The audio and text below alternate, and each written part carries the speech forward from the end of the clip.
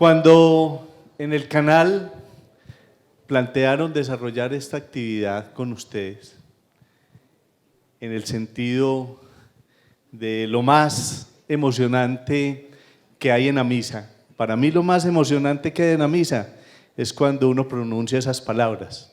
Señor, no soy digno que entres en mi casa, pero una palabra tuya bastará para sanar. Eso, desde que yo era niño, siempre me llamó mucho la atención, porque es la expresión de que Dios no necesita estar en físico, como nos cuenta la Biblia, para hacer los milagros, sino que Dios obra los milagros todos los instantes de la vida, a cada momento y en cada situación que vivimos, solo si tenemos la fe en Él, solo si le permitimos, no que entre a nuestra casa, sino que entre a nuestro corazón. Eso es lo más importante. Cuando decidí estudiar medicina, entré en un conflicto. ¿Y por qué entré en un conflicto? Porque yo pensaba qué iba a hacer como médico, cuál era la aspiración que yo tenía en la vida como médico. Y entonces uno por allá de adolescente está absolutamente convencido que como médico lo que va a hacer es salvar vidas y que lo que va a hacer es calmar y quitar el dolor. Y a veces los médicos, cuando van avanzando en su conocimiento, se creen todos poderosos. Incluso ustedes han visto, como lo dijo el Papa Francisco ayer, la ciencia tiene límites, y unos límites que los define la ética, y unos fines que le permiten a los científicos de verdad saber hasta dónde pueden llegar. ¿Y cuál es el gran error de la medicina? El gran error de la medicina es creerse en dioses, creer que ellos y de ellos depende la vida de la gente. Y cuando se comete ese error, entonces se transgreden los límites, se va mucho más allá y ahí es donde la medicina pierde su norte. ¿Por qué les cuento todo esto? Porque después de uno leer y encontrar algunas de las citas que en la Biblia hay sobre la medicina, encuentra que finalmente hay unos elementos muy importantes, y es que Dios nos dio la ciencia para que nos maravilláramos con ella. Dios nos dio el conocimiento de la medicina para, a través de ese conocimiento de la medicina y a través de los médicos, Él seguir obrando los misterios de la vida y seguir haciendo los milagros. Es decir, Dios creó a los médicos, Dios les dio el saber para que a través de ellos se obren día a día, instante a instante, millares de milagros.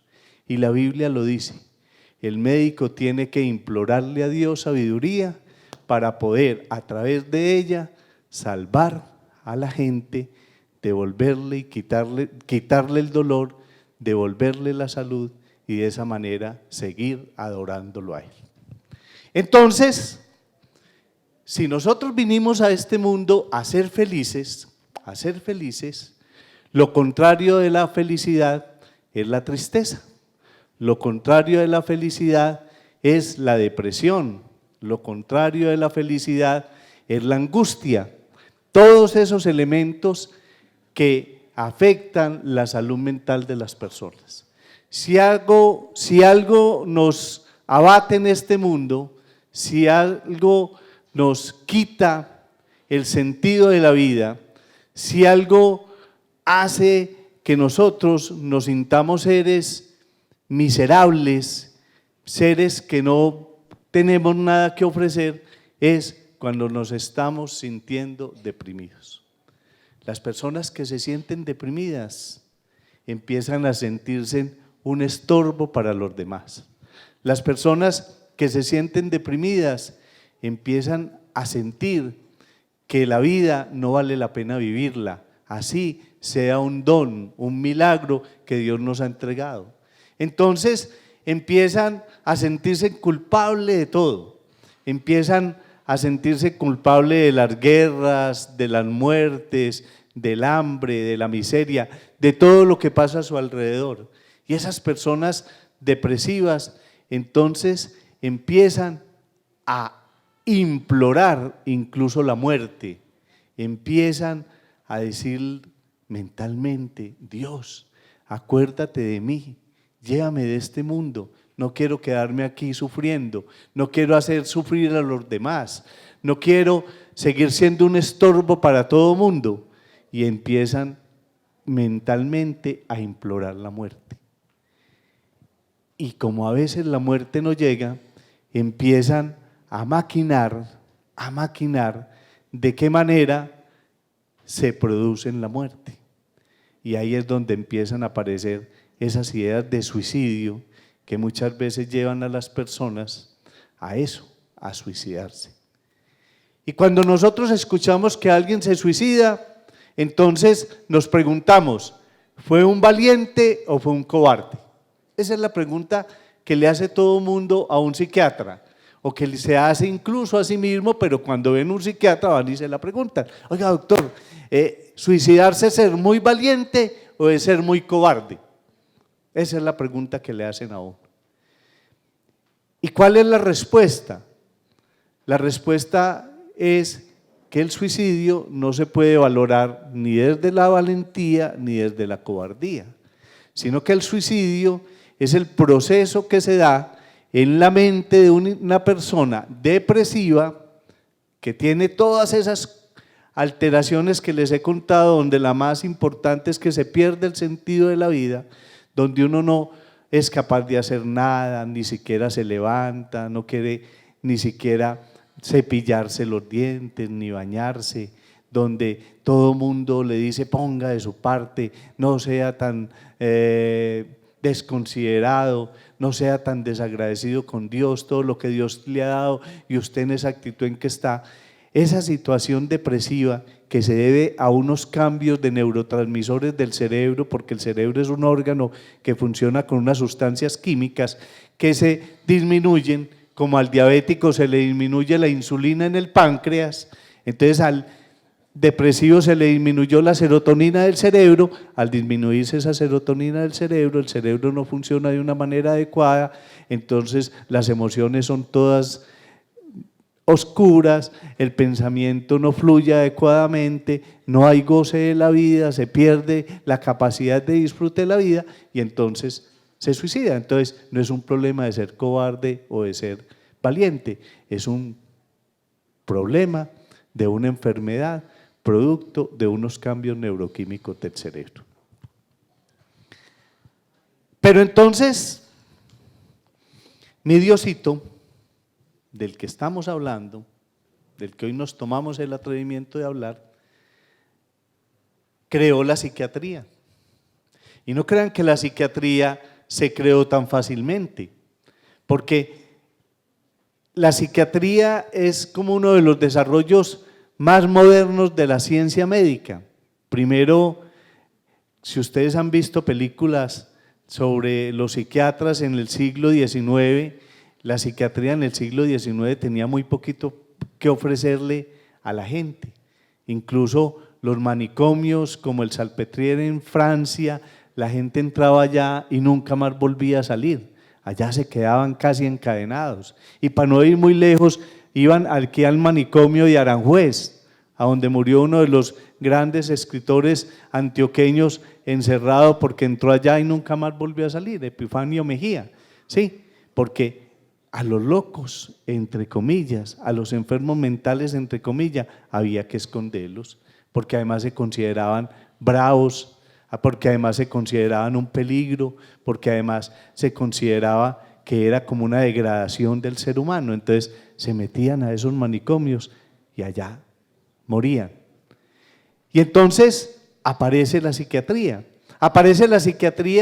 como ese desarrollo de lo que dice la Biblia, ese don que Dios crea, que le va entregando al ser humano para que el ser humano pueda ir entonces, a partir de entender la realidad de lo que es la psiquis, de lo que es el propio cuerpo, ir entendiendo que eso es una enfermedad y que esa enfermedad tiene cura, y que si esa enfermedad tiene cura, entonces podemos superarla para poder reencontrar nuestra felicidad, y a partir de reencontrar nuestra felicidad seguir alabando a Dios, porque la mejor manera de alabar a Dios es cumplir las tareas que venimos a hacer en este mundo. Y entonces la psiquiatría aparece y empiezan a aparecer, como lo dice también en la Biblia, las medicinas, los medicamentos. La Biblia dice: Dios en la tierra entrega los medicamentos para curar.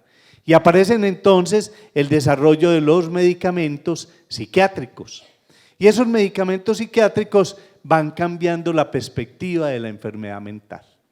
Los depresivos antes se tenían que quedar periodos hasta de 6 meses encerrados, llorando, completamente aislados, sin tener ninguna opción de mejorar. Y los maníacos se la pasaban en un estado de agitación, de manera excitada, a veces pintorreteándose, a veces desnudándose, con exceso de actividad, queriendo vender y comprar cosas sin ninguna medida, como sucede con los enfermos maníaco-depresivos, y los esquizofrénicos metidos en un mundo de alucinaciones, de voces que les hablan, que les dicen cosas, que los amenazan, que sienten que los persiguen, que les gobiernan la mente.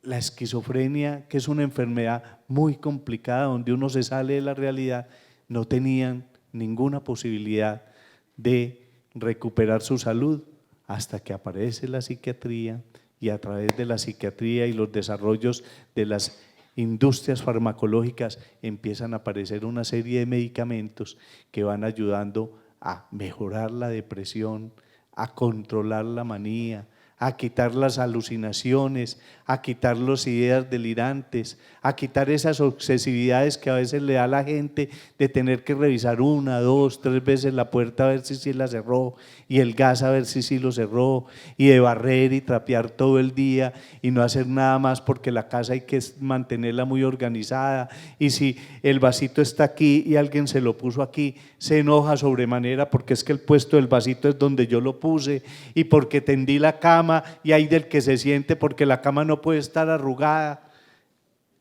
Todo eso son enfermedades en la salud mental, y aparece entonces la psiquiatría, aparecen los medicamentos, empezamos a tener todas las actividades desde el punto de vista de entender la historia clínica de las personas, de empezarle a dar la medicación, y la vida de las personas empieza a cambiar.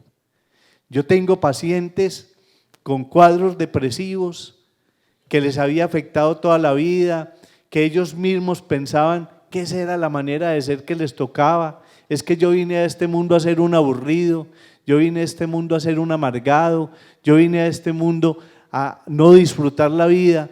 Y de pronto empiezan la consulta, empezamos el tratamiento, empieza a tomarse la medicación juiciosamente, empieza a ir al psicólogo, a seguir las pautas y a estudiar los libros y las orientaciones que le da el psicólogo, y la vida empieza a cambiar.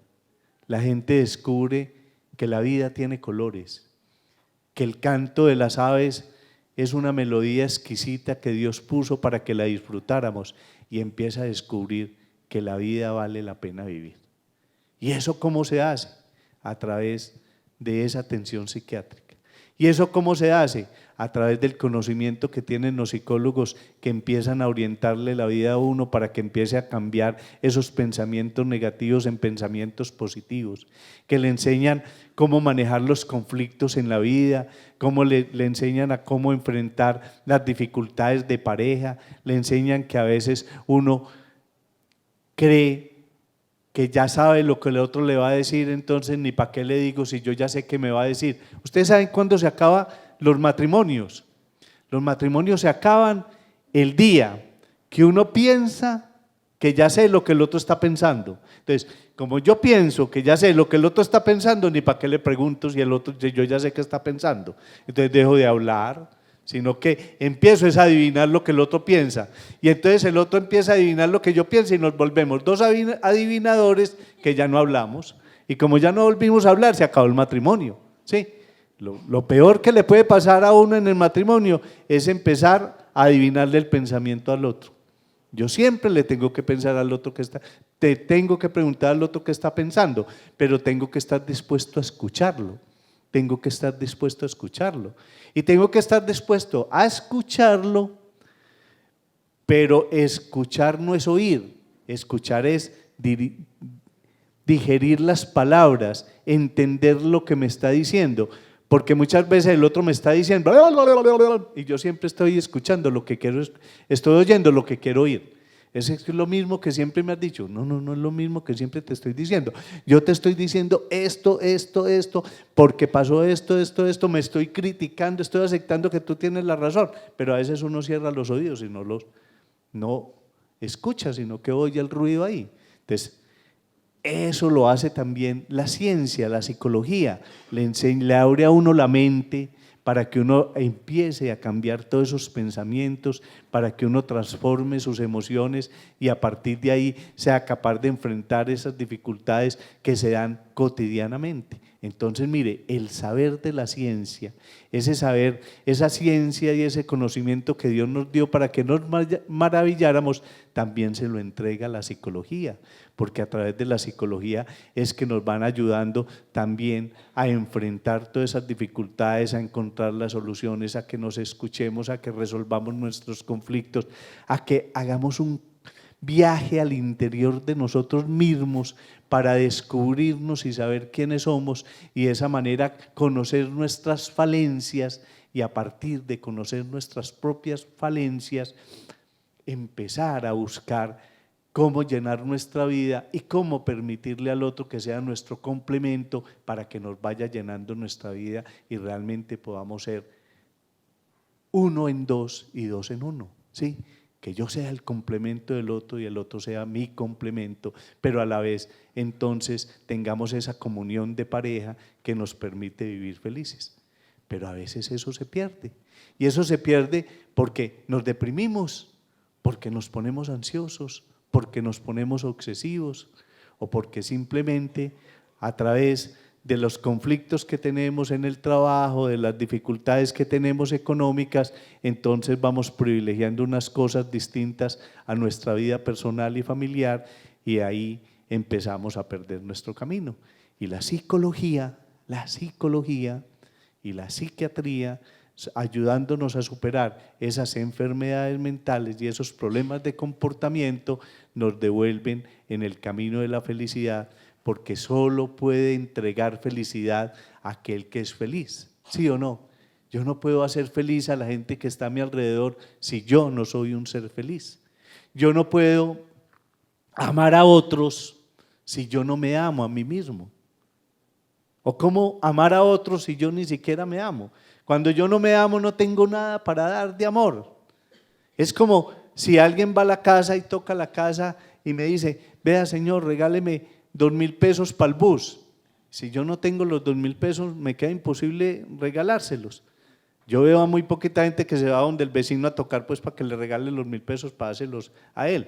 Pero si es capaz de hacer eso, de acompañarlo a pedir la limosna, es porque tiene tanto amor para dar que a partir de ahí es capaz de irle y ayudar a conseguir lo que el otro necesita. Pero uno solo puede dar amor si uno tiene amor, solo puede reconocer al otro y darle el valor y el lugar que tiene el otro si yo me reconozco a mí mismo y me doy mi propio valor, o sea, si tengo autoestima. Pero cuando yo me deprimo, cuando yo estoy ansioso, cuando tengo una enfermedad mental, lo que pierdo es mi amor propio, pierdo la autoestima, ya no me valoro, no soy capaz de tener energía para vivir y a partir de ahí entonces no soy capaz de entregarle nada a los demás. Entonces la psiquiatría, la psicología, como parte de esa ciencia que nos dio Dios para que nos regocijáramos, que nos dio Dios para que nos entendiéramos y nos ayudáramos, para que cumpliéramos ese paso por este valle de lágrimas, es fundamental y es una creación de Dios. Por eso a veces uno se enfrenta con algunos pacientes que le dicen: doctor, pero es que yo voy a dejar de tomarme esa medicación porque me voy a ir para unas misas de sanación que me van a hacer. Doctor, es que yo voy a dejar de tomarme esos medicamentos porque me voy a ir para un tratamiento homeopático. Doctor, es que yo voy a dejar de tomarme esos medicamentos porque me voy a ir a que me hagan acupuntura. Doctor, es que yo voy a dejar de tomarme esos medicamentos porque alguien me dijo que es que yo estoy enfermo porque no creo en Dios y porque lo que perdí fue la fe. Entonces a uno le llegan todas esas historias al consultorio y uno tiene que ponerse a digerirlas y tiene que conocer muy bien al paciente para poderle dar las respuestas. Ya todos mis pacientes que me llegan con todas esas historias, siempre les explico muy bien qué es la enfermedad mental. Y les digo, la enfermedad mental finalmente no existe. Y ustedes dirán: ahora sí enloqueció este doctor. Todo un psiquiatra diciendo que la enfermedad mental no existe. Entonces el señor, ¿qué es lo que trata? ¿No es cierto? ¿Qué es lo que trata? Si la enfermedad mental no existe, entonces señor, ¿qué es lo que trata? No, mire, la enfermedad mental no existe en el sentido de que la mente, lo que nosotros entendemos como mente, que es el pensamiento, las emociones, la voluntad, la memoria, ¿sí?, son producto del funcionamiento adecuado e íntegro del cerebro, Si mi cerebro no está funcionando bien, lo que él produce, que es la mente, no funciona bien. Si mi cerebro está funcionando perfectamente bien, mi mente funciona perfectamente bien. Entonces, lo que existen son enfermedades del cerebro que se manifiestan a través de las enfermedades mentales como síntomas. Entonces, por eso, cuando a uno le llega un paciente, lo que uno tiene que mirar, y mire que a veces ni siquiera hay que hacer exámenes, porque es que la gente le dice, yo como que a veces me salgo del tema y vuelvo y me meto, sí, así que no hago. La gente le dice a uno: oiga doctor, pero mándeme un examen pues para saber yo si estoy depresivo. Pues usted ¿de dónde saca el cuento que yo estoy deprimido? ¿Por qué no me manda una resonancia del cerebro pues si el problema es del cerebro? ¿Por qué no me manda un examen de esos de sangre a ver realmente qué es lo que tengo? Los psiquiatras sí mandamos exámenes de TSH y a veces también mandamos resonancias y todo eso, pero es para descartar que hayan otras enfermedades.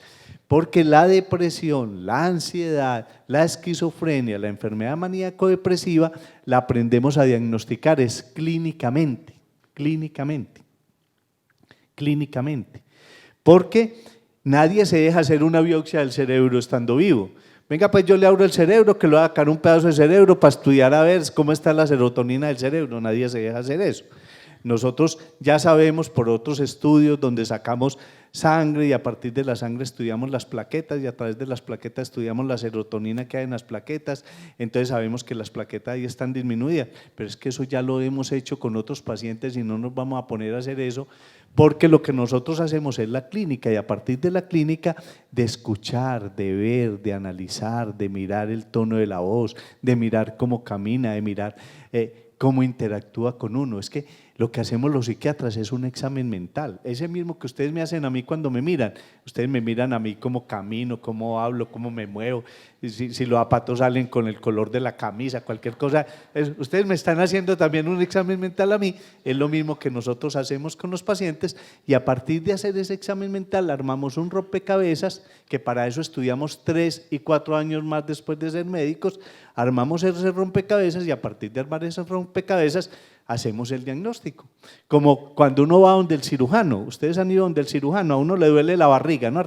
Y uno va donde el cirujano y le dice: doctor, me duele la barriga. Y él le dice: acuéstese ahí, vea, de aquí, vea todo lo que hay. Está el hígado, está el esófago, está el estómago, está el páncreas, está el vaso, está la vesícula biliar, está el colédoco, está el páncreas, están los riñones, están los uréteres, está la vejiga, están los ovarios, están las trompas y está en el útero. ¿Sí vio todo lo que hay en este pedacito? Y ese señor llega y le hunde a uno el dedo y lo suelta así. Y uno grita, ahí mismo dice, para el quirófano que tiene apendicitis. Y uno dice, vive, este señor es mago. No, es que él estudió 3 años para saber dónde pone el dedo y cómo lo hunde. Para eso estudió un cirujano 3 años, para saber dónde pone el dedo, cómo lo hunde. Y si uno grita, ¿qué tiene que hacer? Porque si lo tocas por otro lado, le da un golpecito y le duele a uno. Eso para en cálculos, un embarazo ectópico. Allá tiene otros exámenes, pero hace mucho tiempo tenía que ser la clínica. Y lo operaban a uno y sí, ahí estaba la apendicitis. Entonces, lo mismo hacemos los psiquiatras. Los psiquiatras, desde que la persona llega, uno ya está haciendo el examen mental. Ya está haciendo el examen mental. Les voy a poner un ejemplo. Cuando yo trabajaba en el hospital mental, en el servicio de urgencias, a veces llegaba la enfermera y me tocaba y me decía, oiga doctor, esa señora lleva 3 horas allá sentadita y nadie le ha parado bolas. Lo más seguro es que es una depresiva, ¿sí o no? Está allá sentadita, ni se mueve, ni modula, ¿no? Pero había pacientes que llegaban con 20 policías y los 20 policías no eran capaces de contenerlo y acababa con todo, y él decía que él era Dios y que era el emperador romano. Ese es un maníaco, ¿sí? Pero había otros que llegaban y lo miraban a uno así y le decía, ¿y usted por qué estaba pensando eso de mí? Ese es un esquizofrénico, ¿sí? Entonces mire que desde que entra uno ya está haciendo el examen mental y va haciendo como los diagnósticos, claro que uno va avanzando para poder hacer eso. Entonces, ¿por qué me les refiero a eso? Me refiero a eso porque les estaba diciendo que no existe la enfermedad mental, sino que la enfermedad mental es la expresión de las alteraciones y los cambios neuroquímicos que se dan en el cerebro. Entonces, nosotros como psiquiatras y los psicólogos tenemos que entender que esos comportamientos se deben a esos cambios neuroquímicos del cerebro y que por lo tanto tenemos que actuar médicamente para poderlos adecuar. ¿Y qué nos dio ese saber? Nos lo permitió Dios a partir de entregarnos la ciencia para que vamos avanzando en ella. Entonces, eso crea una esperanza. Eso crea una esperanza. En estas nuevas épocas, desde que surgió la psiquiatría y la psicología como ciencias y desde que se ha ido desarrollando el conocimiento del cerebro con sus neurotransmisores y todo, se crea una nueva esperanza. Y esa nueva esperanza es que más allá de la enfermedad mental hay la opción de recuperar la salud y a partir de recuperar la salud volver a ser lo que uno era. Mire que cuando un paciente va donde el psiquiatra, uno por lo general le dice, bueno, ¿y usted qué es lo qué quiere? ¿Cómo cree que yo le puedo ayudar? Y la respuesta de ese paciente es, doctor, yo quiero ser como yo era antes. Es que, doctor, yo antes era el alma de la fiesta. Eso lo dicen a uno todos los depresivos. Yo antes era el alma de la fiesta. Yo disfrutaba la vida, salía, caminaba, iba con la familia. Pero ahora, doctor, no le saco gusto a nada, doctor. Ni siquiera cuando me llevan regalos, ni siquiera cuando me sacan a pasear. Yo lo que quiero es volver a disfrutar la vida. Yo lo que quiero es volver a ser feliz. Yo lo que quiero es que mi familia esté feliz conmigo. Si ven que la búsqueda de la felicidad es lo que la gente siempre añora. Y entonces ese tratamiento que uno hace no busca embobar al paciente, porque los medicamentos psiquiátricos no emboban. No busca matar el cerebro, porque es todo lo contrario. Los medicamentos psiquiátricos mejoran el funcionamiento del cerebro para que el cerebro funcione como un relojito perfecto. Los medicamentos psiquiátricos no buscan generar adicción. Algunos medicamentos generan dependencia, pero la dependencia no es lo mismo que la adicción. Les voy a poner un ejemplo. Ustedes han oído hablar de los insulínico dependientes, ¿sí? ¿Qué son? Pacientes que sufren diabetes, que necesitan y dependen de la insulina para poder vivir bien, ¿sí o no? Y ustedes han visto que alguien diga, yo no me voy a poner insulina porque eso me vuelve drogadicto. Ustedes han escuchado al primer diabético que diga que no me pone la insulina porque se va a volver drogadicto. No, pero mire que es insulino dependiente. depende de la insulina para funcionar perfectamente. Ustedes, muchos deben de tomar, como yo, antihipertensivos, o sea, medicamentos para mantener la presión arterial adecuada y estable, porque si uno no se los toma, entonces se le daña el riñón o se le da el infarto, ¿sí o no? Entonces somos dependientes de los medicamentos que controlan la presión arterial, dependientes, pero no somos adictos a esas sustancias. Lo mismo pasa con algunos medicamentos que tratan la depresión, la ansiedad, la esquizofrenia, la manía. Esos medicamentos el paciente empieza a depender de ellos para tener una salud adecuada, para no volver a alucinar, para tener un funcionamiento adecuado, para no estar estresados, pero no son adictos como el que consume marihuana, que si no fuma marihuana entonces no es capaz de hacer nada y al final termina solo fumando marihuana y deja de hacer todas las cosas en la vida, ¿sí? Y si no tiene plata para la marihuana entonces hace cualquier cosa para conseguir la marihuana, pero no tiene una vida normal porque se le empieza a enredar, como dice la publicidad, se le empieza a enredar la vida y entonces se vuelve un esclavo de esa sustancia y solo vive para conseguir esa sustancia y solo depende su, entre comillas, felicidad y placer de esa sustancia y al final se pierde en esa sustancia. Yo no he visto al primer diabético que se pierda en la insulina. ¿Ustedes han visto al primer diabético que atraque para conseguir la insulina? No. Y que pierda el control mental y que no es cierto. Entonces mire que hay una diferencia entre la dependencia y la adicción. Y eso a veces la gente no lo entiende. Entendiendo que las adicciones a las drogas son una enfermedad mental.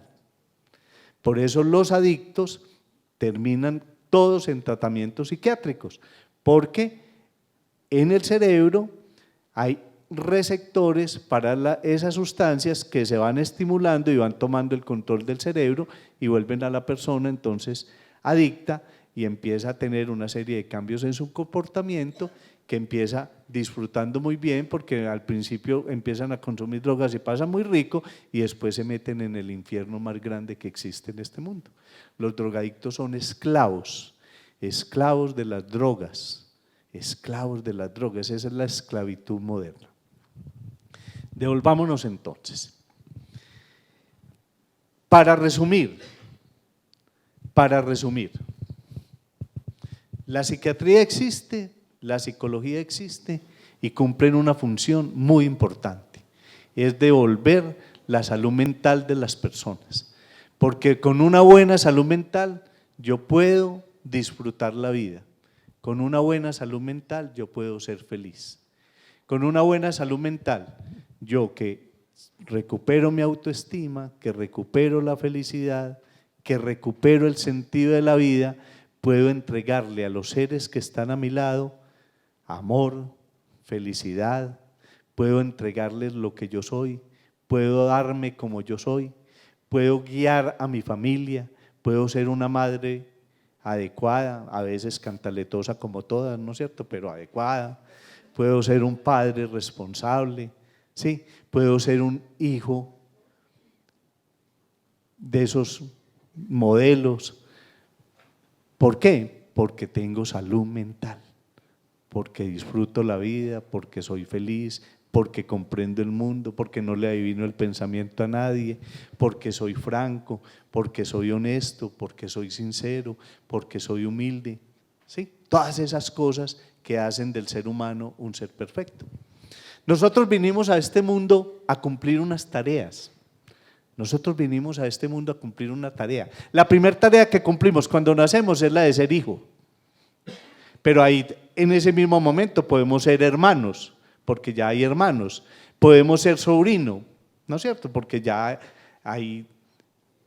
tenemos tíos. Podemos ser nietos porque todavía tenemos los abuelos vivos. O sea, uno viene y cumple una serie de papeles. Entonces primero es hijo, después hermano, después es amigo, ¿sí o no? Porque acuerde que los amigos son aquellos hermanos que uno escoge, ¿sí? Y después empieza a ser novio o novia, y después es esposo y esposa, y después es padre o madre, y después es abuelo, y a veces llega a ser bisabuelo, y a veces tatarabuelo, etcétera, etcétera. pero todos venimos a este mundo a cumplir esas tareas y la idea es que las cumplamos de la mejor manera. Y mire que hay seres perfectos que son buenos hijos, buenos hermanos, buenos sobrinos, buenos tíos, buenos amigos, buenos compañeros de trabajo, ¿sí? Buenos padres, buenos abuelos. O sea, es ir cumpliendo esas funciones. Y eso nos tiene que acercar a un concepto de la muerte. Nos tiene que acercar a un concepto de la muerte que a veces es muy difícil de entender. Y es, la muerte es inevitable. La única condición que se necesita para morirse, ¿cuál es? Estar vivo. Esa es la única condición que necesita para morirse, estar vivo. Sí, porque nadie muere 2 veces. A excepción de una señora de la costa que murió 2 veces, ¿no? La estaban enterrando, se levantó y al otro día volvió y se murió. Sí, sí. ¿Cómo? Eso. Nadie muere 2 veces, ¿cierto? Pero si nosotros entendemos que la vida es un préstamo que Dios nos hace para que vengamos a cumplir unas funciones, entonces podemos entender que hay gente que viene y cumple solo la función de hijo, pero hay gente que cumple la función más allá de padre y hay gente que cumple la función de abuelo. Lo que pasa es que a veces el egoísmo de nosotros hace que suframos mucho con la partida del otro, porque nosotros somos los que nos quedamos sufriendo en este mundo cuando el otro parte.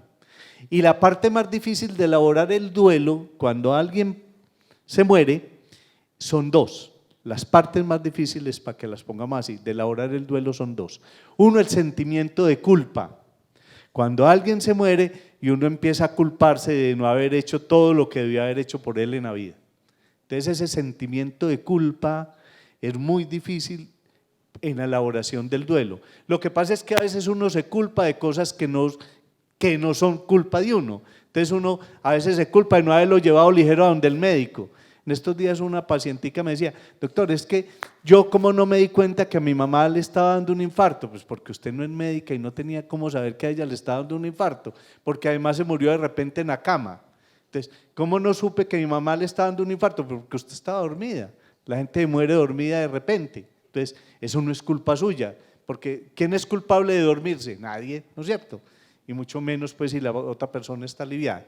Entonces, pero a veces uno sí empieza a culparse, es que en vida no le di lo que era, en vida no la acompañé, es que en vida la hice sufrir, es que en vida no sé qué, es que… Entonces ese sentimiento de culpa lleva a que uno tenga que trabajar el sentimiento de culpa para poder elaborar el duelo. Y el otro sentimiento que no ayuda a veces a elaborar el duelo es el sentimiento de rabia, porque el otro se fue y me dejó solo, porque el otro me abandonó.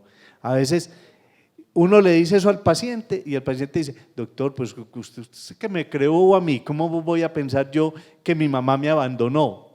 Sí, mentalmente se siente huérfana, se siente abandonada. ¿Cómo se va y me deja aquí en este valle de lágrimas a mí sola?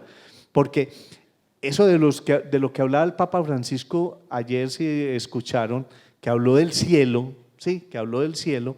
Todos los católicos nos imaginamos el cielo de miles de maneras, pero yo me lo imagino como que me voy a ir para un mundo de nubes blancas, donde no me duele ni una muela y me ponen unas alitas y me las paso volando y pasando muy bueno todo el tiempo, ¿no es cierto? Sí, pues no les parece una idea del cielo muy bonita, ¿no?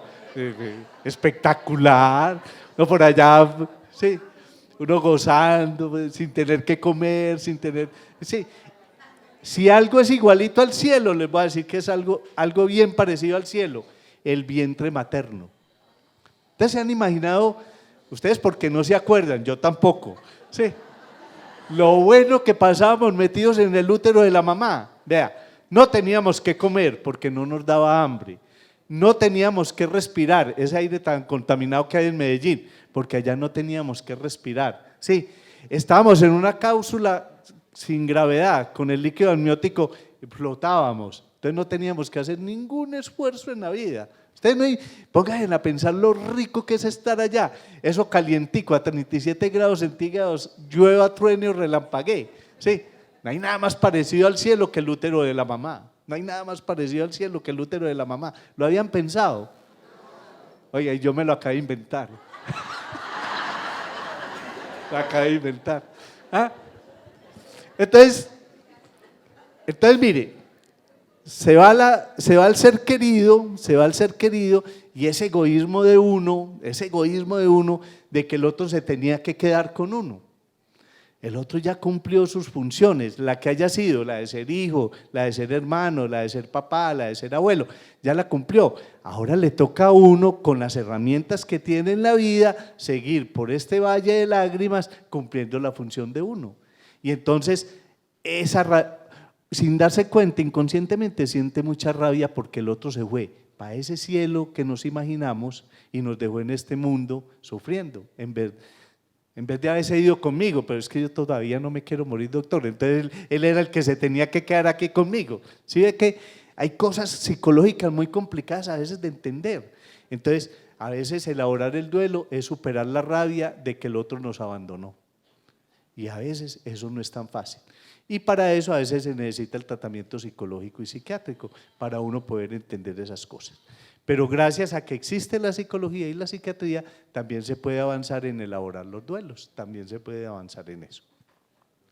Entonces el mensaje que hoy les quiere dar Televid, ese mensaje esperanzador de que una palabra tuya bastará para sanarme, es verdad. Y esa palabra tuya que bastará para sanarme, lo dice la misma Biblia, a veces se hace a través de la medicina.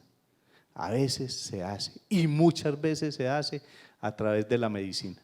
Por eso hay que escuchar bien al médico, por eso hay que preguntarle todo al médico.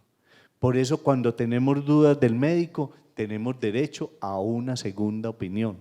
No les dé pena buscar una segunda opinión, porque los seres humanos y los médicos son seres humanos, también se pueden equivocar. De hecho, nos equivocamos más de las veces que ustedes creen. Y por eso buscar una segunda opinión es un derecho que tenemos como pacientes y es un derecho que nos puede reafirmar en si se necesita o no una cirugía, en si se necesita o no un tratamiento, pero todas las dudas que tenemos derecho a preguntarlas. Y los médicos tienen la obligación de respondérnosla.